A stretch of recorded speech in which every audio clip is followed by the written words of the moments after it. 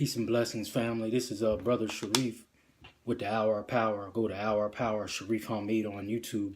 Subscribe and share so we can continue to lift the mind, body, and soul of our people. We'll let some people log on, but whoever comes on, I'm going to deliver the message the same, kind of a last minute message with some disturbing news. I'm highly pissed off. Just letting you know, viewer discretion is advised. So as always, in the name of God, the gracious, the merciful, we give him praise and thanks for his mercy and his goodness to the human family. If all the trees upon the earth were pens to write with, and if all the oceans were ink, and then another 7 oceans add to its supply, the writing would still not be enough to explain the glory of God, for he's the exalted, all-powerful, all-wise. We confide in no other in our time of need, and we praise no other in our good fortune. He is one. So again, this is Brother Shareef with the Hour of Power. Go to Hour of Power, Shareef Hamid on YouTube. Subscribe and share so we can continue to lift the mind, body, and soul of our people. Before I get into this very disturbing but needed message, I want to let the local community know that we will be having a memorial service for our good brother, Brother Ahmed, better known as Claire Sexton. We'll be having a public memorial service for him this Saturday, which is December the 8th at 40 Jefferson Street, which is Jabaz Ministries Church, better known as Reverend Boxley's church. So again, that's this Saturday at 12 p.m. Well, they want people to be there at 11:30. So let me say 11:30 a.m. at Reverend Boxley's church, which is 40 Jefferson Street, out Parkway. This Saturday, December the 8th at 11:30. We are asking the public to come there. It's not a funeral service. We already had his janazah. That's how we say it in Arabic in the Islamic faith. It's called janazah. We had his janazah prayer, better known as a funeral service, this past Wednesday. So it's not a funeral service. We already cleansed his body, had his funeral service, and we put the brother to rest and put him in the ground on Wednesday. So it's not a funeral service. It's a memorial service for Brother Ahmed, better known as Brother Claire Sexton. So that part is done. This is a memorial service, a celebration of life for the brother. So that's again this Saturday, December the 8th at 11:30 a.m. at Reverend Boxley's church, 40 Jefferson Street, Jabaz Ministries. So anyone that wants to come and maybe say some kind words about the brother, if you can donate some food and perishable items like paper cups and plates, contact Sister Stephanie Seaton on Facebook.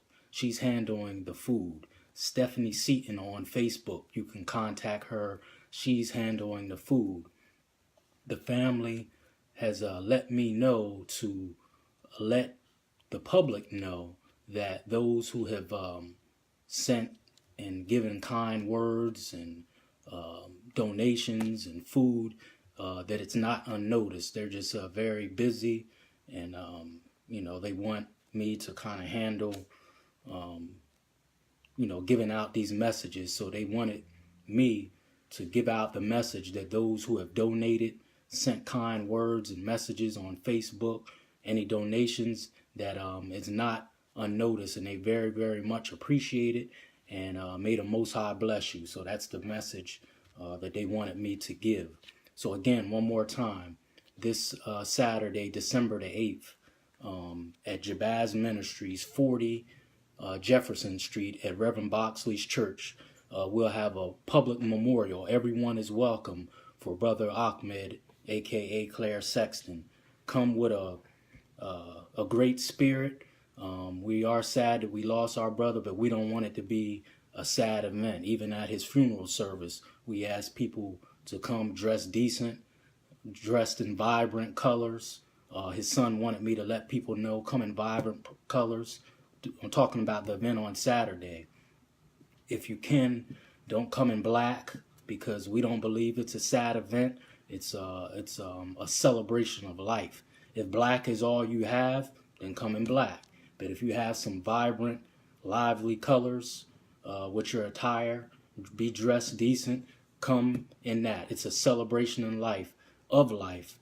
This brother has done a lot of wonderful things. He has touched a lot of lives, and he wouldn't want you coming there sad and crying and with a bunch of dark, gloomy colors. That's what he would want. So come with your vibrant colors, with a positive attitude, and maybe some messages that how he influenced the people, the community, and the blessings that he sent upon us the years that he was here. So that's this Saturday at 11:30 a.m. at Reverend Boxey's Church, 40 Jefferson Avenue. Please come. Now, I'm very pissed off. Got news today that a York City employee, and this isn't no gossip, this is public news. It's in YDR, which is the York Dispatch. I don't gossip. I bring truth, power, and enlightenment to our people. But I'm not scared to speak it. This is what the Hour of Power does. Got some news today that a York City employee by the name of John LaRue, who was an employee, get this, of an assistant teacher in a life skills class, a teacher's aide in a life skills class, supposedly at Ferguson School, which is K through 8, been having sexual relations, forced of course. Now, he supposedly didn't force her, but she's not old enough to make a sexual decision. She's 13 years old. This is what the news report said. A York City employee who was a teacher's aide in a life skills class was having sexual relations, vaginal and oral, with a 13-year-old female student. This supposedly happened starting around September the 1st when school started, all the way up through December the 1st. And supposedly he admitted that he was sending inappropriate sexual text messages to her, was alone with her several times, and was touching and feeling on her genitalia, but didn't admit to any actual, I guess, penetration and sexual relations with her. Bullshit! This man is 36 years old, according to the police report. What are you doing alone with a 13-year-old girl? And you touching on her genitalia? We must protect our children by any means necessary. A viewer discretion is advised. We must protect our children by any means necessary. Check them all. Question them all.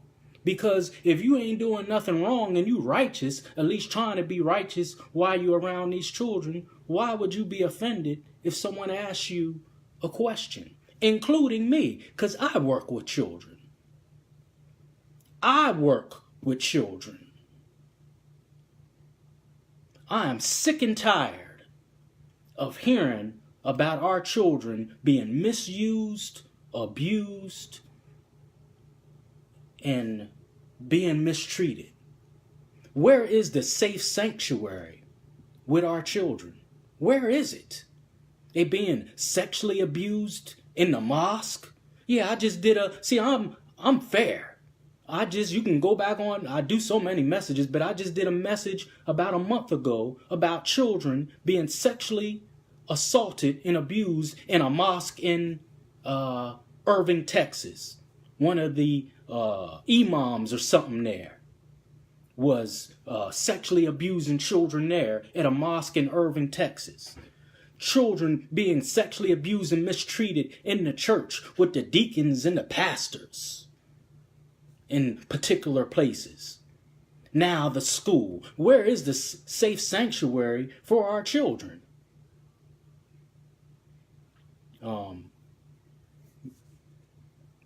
Sister Tanisha said, where?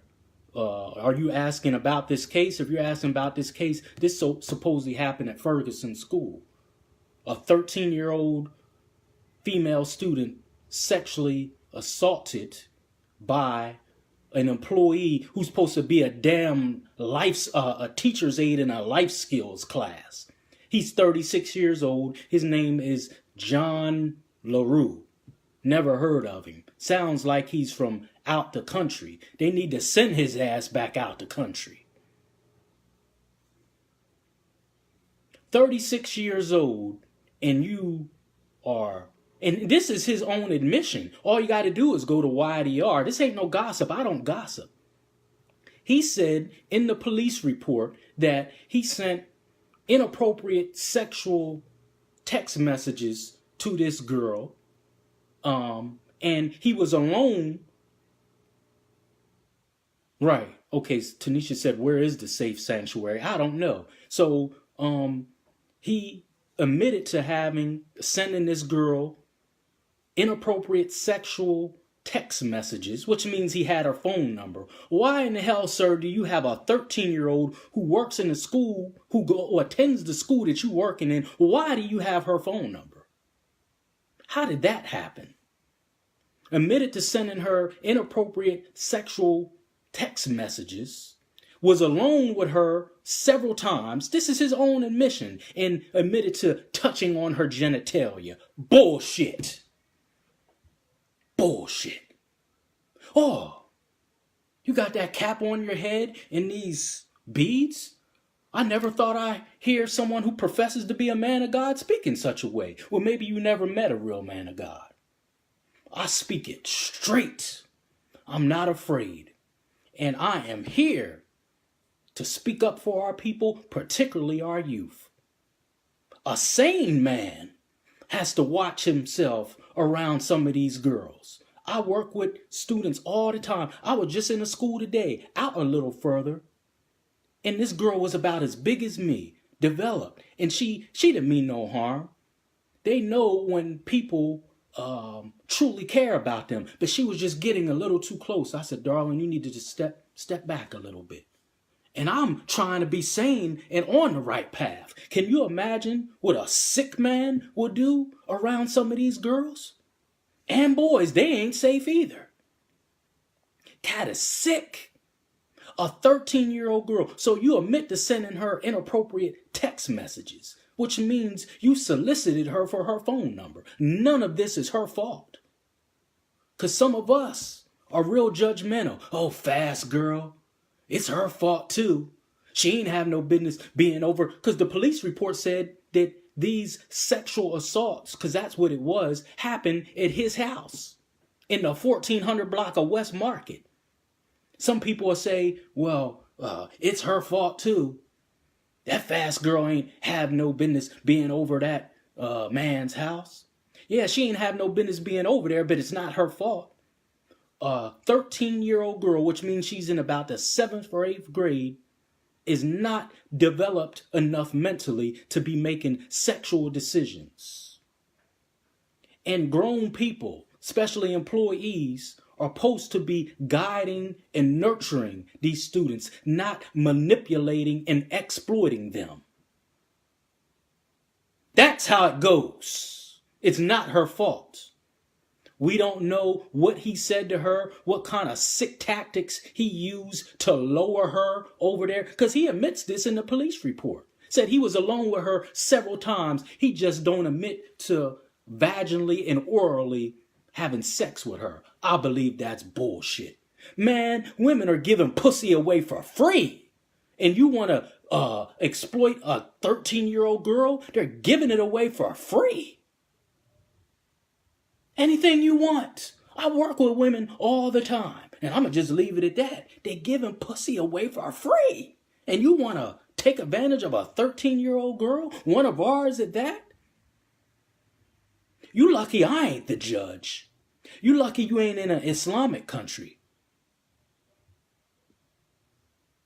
We got to check these people out who are working with with our children, whether it's sports, after school, whatever.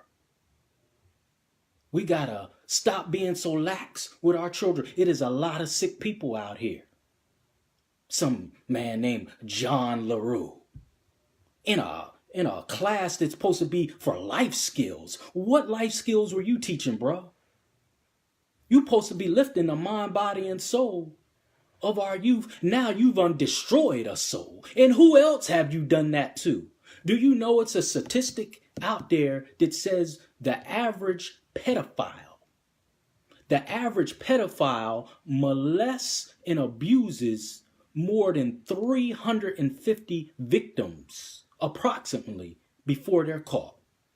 Yeah, you can look it up on the CDC. They said the average pedophile in their pedophile career molests up to at least 350 victims before they're caught. Who else has he done this to? You're not going to convince me that they said between September the 1st and December the 1st, he was having these inappropriate sexual relations with this 13-year-old girl.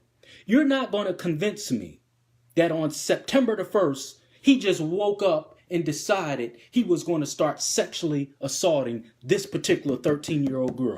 This damn nut has done this before. So how many victims are there? How many are there? And I hope that the school and this girl's parents is getting this girl some therapy and counseling. What has he done to her? What is the damage that has been done to her? The police report says he had vaginal and oral sex with this 13-year-old girl. Yes. And I'm sure that that's what I'm saying, Sister Russie. I know she wasn't the only one. You're not going to convince me that according to the police report and the article in the paper, YDR, it says this happened around September the 1st all the way up through December the 1st. So are you telling me on September the 1st, he just woke up and pointed this girl out and said, I'm going to start sexually assaulting this girl? He's probably done this before. Oh, really? Said all the girls like him. Really? It's not this girl's fault, but we have to protect our girls and our boys because they're not safe either. It's a lot of sick people running around. And then in these middle schools and high schools, some of these girls look like grown women. So my point is that even a sane man has to guard his eyes and his mind around these girls. Like I said, I work with these girls all the time and around these girls and students all the time. And I just had to tell a girl today, she was just getting a little too close. I said, darling, just back up a little bit. But she didn't mean any harm. But I'm trying to be sane-minded and I have to guard my thinking. So imagine a sick-minded individual, and it's countless of them out there, who is actually targeting these girls. The danger that they're in. What kind of sick person are you? A 13-year-old girl. And you target her, get her phone number, and lower her to your house several times, according to his own admission. Don't seem like he's the brightest one in the bunch. He's going to admit to that. Yeah. He was flirtatious with the girls. I'm sure. This is very disturbing because it happens all the time. And they're not safe anywhere. I already talked about what happened at the mosque out there in Texas. It happens in churches all the time. With people who are supposed to be protecting our children. You got to check them all. When you come to a mosque where we are, we check everyone to make sure they don't have no weapons. Everyone gets checked. And that was put down by Minister Malcolm. I'm talking about Malcolm X. Everyone gets checked. I believe the same mentality needs to be used no matter where our children are, whether it's the church, the mosque, the school, wherever. You got sick people running around. And a lot of our brothers are sick, and some of the women too. It don't make it right that just because it's a woman that they are taking advantage of a boy. Whether he's 15, 16, they are not developed enough and mature enough to be making sexual decisions. So it don't make it any better if it's because it's this notion out here, oh, it's not as bad if it's a woman taking advantage of an underage boy. No, it's just as bad. Because what's the psychological effect of that? And I just pray to God that whoever this young lady is getting some kind of counseling or therapy, that it isn't just swept under the rug. She needs counseling or therapy because now, what is her idea about, not her idea, but her thinking about sexuality? She's too young anyway, 13 years old. What is her idea and thinking about sexuality now? Is she mixing lust with love? Has this happened to her before?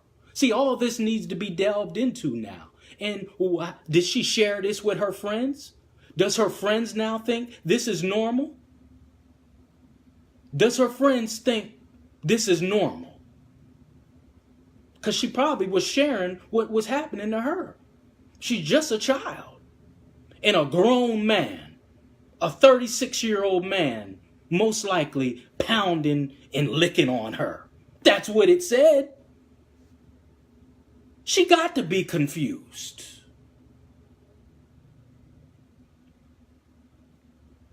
They need to speak with all the girls over there at Ferguson. Not just Ferguson, sis, all the schools. All of them. Don't sweep it under the rug. Who else did he do this to? You're not going to convince me that he just started doing this with this girl. This damn freak. Women are giving Nookie away for free. And you want a 13-year-old girl. It's a lot of sick people out here. I've referenced this book before. Violence in the Lives of Black Women. Violence in the Lives of Black Women by Dr. Carolyn West. Look what she says in this book, and then I'll be done. She says, and it talks about sexual abuse of black women and why a lot of black women are mentally and emotionally disturbed because of what has happened to them when they were young girls. Dr. Carolyn West says black girls are often overrepresented in sexual abuse cases. On average, black women are 8 years old when they experience their first instance of sexual abuse due to marital patterns in the African American community. A substantial number of black girls will be exposed to stepfathers of their or their mother's boyfriends. Both of these demographic factors may leave black girls more vulnerable to sexual abuse. Fingering, fondling, forced sexual, vaginal, anal, and oral penetration. Just like what happened today, or whenever it happened. Forced anal, vaginal, and oral sex. They said this happens to girls, black girls, as early as 8 years old. This may have happened to this girl before. She needs counseling. Sister Sakina said he worked for summer camps, and it's not the first time, I assume. Damn shame. And again, I hate to be so raw, but it is what it is. Women are giving pussy away for free. What kind of sick, depraved person is this? Giving it away, but they want the young girls. Fresh, I guess. Fresh, I guess. And if this is happening at the school, what's going on in the home with mothers that ain't watching. Their sick boyfriends sexually assaulting these girls. Women, girls that got bigger titties and ass than their mom. And they sick men are around these moms because some of the moms ain't watching. We must protect our children by any means necessary. Sisters, for the love of God, just don't bring no man in your home without checking him out, especially if you got boys and girls. You got to check these cats out. Some women are bringing men in their home and not checking them out. Some women do more investigation with buying a car and buying a pair of shoes than they do with the damn Negro that they bringing in their house in front of their own damn children. You're doing more investigation with a house, a car, a pair of shoes, which is an inanimate object, than you are investigating bringing men around your children. So he's slow dancing and romancing you. And while he's slow dancing and romancing you and whispering sweet nothings in your ear, he's peeping over your shoulder at your budding daughter. Yep, that's what's happening. That's what's happening. Where's the investigation? How can you do more investigation with an inanimate object? You know what I'm talking about. Go to the store. Oh, I don't like them shoes. I don't like the way they fit. I don't like that car. I'll be back. I'm going to go to this car lot. You're investigating. You're investigating an inanimate object. But some Negro comes along and he tells you that you look good. You smell good. And you just let him in.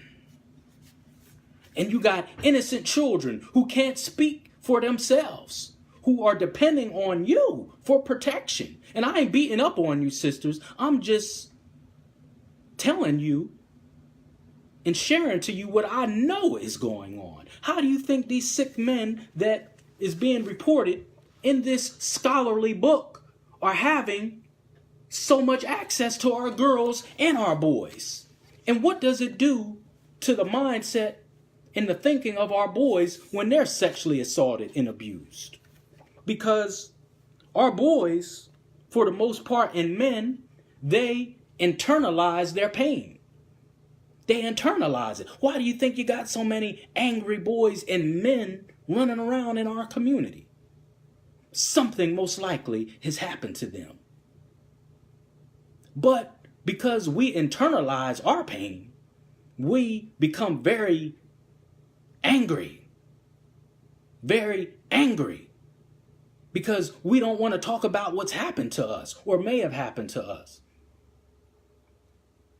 A lot of this stuff is happening to the boys too. Or, like Sister Sakina said, then they become predators. Because they ain't got no counseling or therapy of what happened to them. A teacher's aide in a life skills class. Unbelievable. And said that he was having vaginal and oral sex with her since September. And then he says all he did was send her inappropriate text messages. And was alone with her several times. This John LaRue. And people have messaged already and said they've seen him before. And he was very flirtatious with the girls. I was at that girl, not at that girl. I was at that school doing a therapy with my job just this past summer. It's a bunch of freaks running around. We got to protect our children, especially our girls. And don't send your girls to school dressed in provocative ways. Just opening up the door for trouble. That don't give no one any right to say anything to our girls inappropriate, and certainly not to do anything to them. But dress a young girl like a young girl. Dress a young girl like a young girl. And talk to your girls. And for the love of God, watch who you bring cross your threshold at your house. It is vital. She has it right here. That's how these things are happening. I'm going to read it to you one more time. It says black girls are overrepresented with sexual abuse, meaning vaginal, oral, and anal penetration. It is happening by black girls being exposed to stepfathers or the mother's boyfriends that leave these girls vulnerable to sexual abuse, and it's happening as early as 8 years old. So no wonder so many black women are damaged. No wonder so many black women are damaged. If these sexual experiences, they're not sexual experiences, it's sexual abuse, are happening to them as early as 8 years old. And then they live with that pain and that confusion, mixing lust with love. I hope this girl gets some kind of counseling or therapy immediately. So someone who is skilled can let her know this ain't normal. He's having oral and vaginal sex with her at 13 years old. And how is she supposed to process that? Does she think that's normal? It needs to be taken out of her mind, if possible, and processed right. She may think it's normal. She may have liked it. She's just a child. He's 36 years old. All these women running around giving cookies away for free. And you want to take the innocence of a 13-year-old child. And who else have you done that to, sir? He needs to be under the jail. Lucky he's not in an Islamic country, because we would handle him. Please, for the love of God, if anyone is dealing with your children, whether it's sports, after school, whatever, you should know who is dealing and around your children. Me too. Matter of fact, my boys ain't in NA after school programs, but I'm gonna make a trip to their school, and I want to know every goddamn teacher who comes in contact with them. This is what we need to do. And just make your presence known. I'm going to my school, my boys' school, immediately. And I want to know everyone that comes in contact with my children. I've already met some of them, but I don't think I met them all. This is what needs to be done. Everyone needs to be checked out. Some sick people running around here. And even those who are striving to do what's right, we got to have a sane mind. Because some of these girls look like grown women. And that's for the sane-minded. Can you imagine a sick-minded man who's actually targeting these girls? Who have no regard, like this sick Negro. No regard. May God protect our children, and particularly our girls, but the boys too, they ain't safe. May he protect them and have the angels in their arms wrapped around our children at all times. May God bring the evildoers who intend harm and do harm. May he remove them from our children. May God bring healing to those who have been misused and mistreated. May he heal them. And may God open up the hearts of those who have been mistreated to go get help so they don't in turn mistreat others. God, protect our children. Protect our children from these evil and wicked people who want harm to our children, who are innocent. I don't want to hear no talk about that's a fast-ass girl. She shouldn't have been doing this or that. That's a bunch of crap. These are innocent children. They're innocent children who are not capable or mature enough to make sexual decisions like this. And may he heal our community. If you knew Brother Ahmed, a.k.a. Brother Claire, again, and you just came in on the podcast, again, this Saturday at 11:30 at 40 Jefferson Street at Reverend Boxley's church, we will have a public memorial service for Brother Ahmed, a.k.a. Brother Claire Sexton, this Saturday, December the 8th at Reverend Boxley's church, which is Jabaz Ministries, 40 Jefferson Street, a public memorial for our wonderful brother who we miss. That's this Saturday at 11:30. If you can donate some food or paper plates or something, bring it, or contact Sister Stephanie Seaton. I believe the family told me to let know she's handling the food. And the family says they greatly appreciate the kind comments on Facebook and any donations. They kindly and much appreciate it. And may God bless you for your efforts. Protect our children by any means necessary. Keep tuning in to the Hour Power every Wednesday on Channel 16 Local Access TV and streaming live on Facebook. And go back and view the spectacular interview we did with those wonderful young men yesterday from York High's football team. DeJour Stewart and Tino Conquest Jr. and his father, Tino Sr., was there speaking up and representing his son. I leave you in peace as I came. Assalamu alaikum.